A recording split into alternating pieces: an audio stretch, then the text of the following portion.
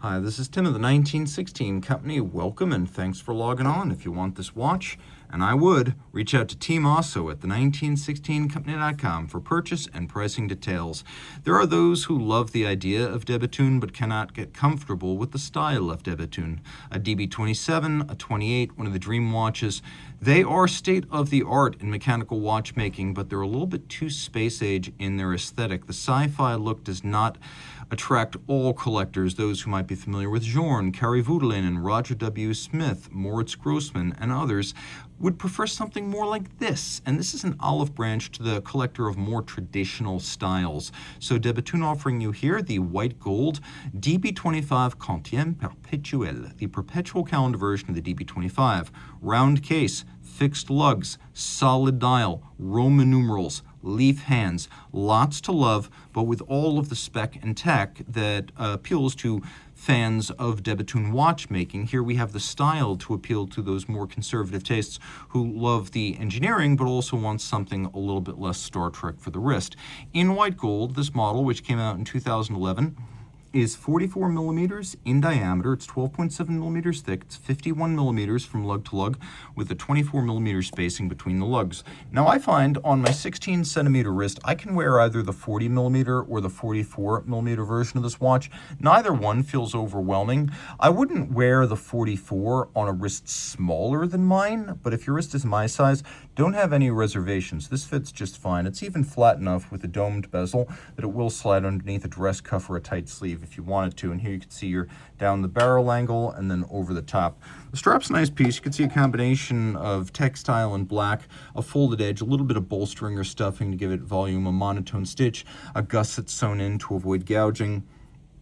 On the bottom, calfskin, no crimping, no gouging. What's interesting is that it is a DeBethune by Jean Rousseau, and JR is the OEM supplier of straps to DeBethune, and my feeling is that this is probably the original version of the collaboration back when they were co-branded. I think subsequently there would simply be no branding on the JR manufactured DeBethune straps with neither DeBethune nor JR mentioned, so this strap is almost a little snapshot of a period in time that's come and gone. But they are beautifully made straps, and JR, I believe, also making the OEM straps for FP Journe. Pull-tab spring bars, so you can use your fingernail to pop the strap off of the case.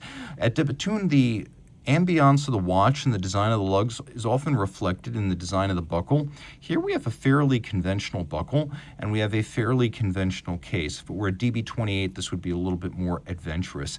Now, the lugs are fixed, but they're not totally conventional in that they are open, airy, and sort of like the flying buttresses of a Gothic cathedral. You can see that little ogival or torpedo tip on the end, a styling element that's been included in at least some form on most, though not all, DeBethune watches since the first model, the 2002 DB1 chronograph, and that is right there. You can see that we've got quite a few character lines and details on the case, in particular the way the lugs join the case that is beautifully sharp.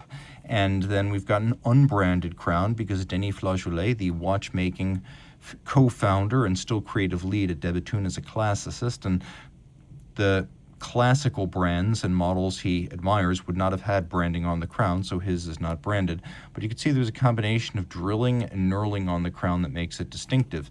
Now we get to the dial, and I should mention DeBethune making its own movements, cases, and dials. And what we have here is real lathe guilloche. There's the pattern outboard, and then there's the rosette pattern inboard. Now you can see it's a multi-piece dial with the hour and minute track outboard being a sort of toroidal element with camber that's added to the outside of the dial. And then we have these little subdials for the date, the leap year phase indicator, and then the moon phase. It is a perpetual calendar, and the perpetual calendar has a day, a date, the month, the leap year, and the moon phase. You don't have to correct the perpetual calendar until the year 2100.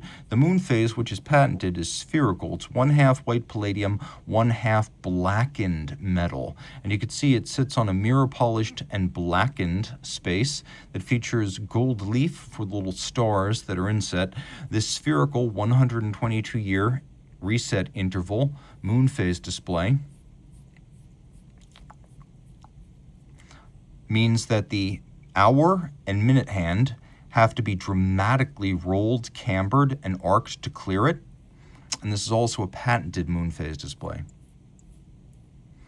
Now this system also includes a quick set. So you can rapidly set the date, and via the date, watch right here, you can rapidly set the month, just like that. Turning it all over, you can see we have a automatic movement here. 5-day power reserve, twin self-adjusting barrels, patented. We have a enormous rotor, and by giving us an enormous rotor with a precious metal mass and titanium arms that are fired blue, Denis was creating something with a large polar moment or turning force for maximum winding efficiency. But here's the thing, when you make the rotor this broad, you want it to rotate, but you don't want it to torque from side to side. And so these springs are added to prevent it from moving out of its appropriate plane. And this is a system patented in 2006.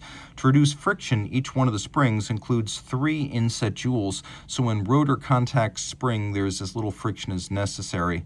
And then you can see we have 1, 2, 3 shock protection springs. The flanking ones are steel. The center one is Inca block. This is called triple parachute, and it is a patented system. So twin self-adjusting barrels, patented. Rotor shock resistance, patented. Triple parachute, patented. Spherical moon phase, patented. Let's get a little bit closer. You can see the hairspring is an irregular sort of curve, and it's not round. The terminal curve has almost like a dog leg kink to it, and that is a patented hairspring curve created by Denis Flageolet to preserve the shock resistance and thinness of a flat hairspring, but to give the concentric breathing positional stability of an overcoil. And then the balance below, notice it's not a balance wheel, it's a yoke. It's non-annular, and it is made of fired blue titanium.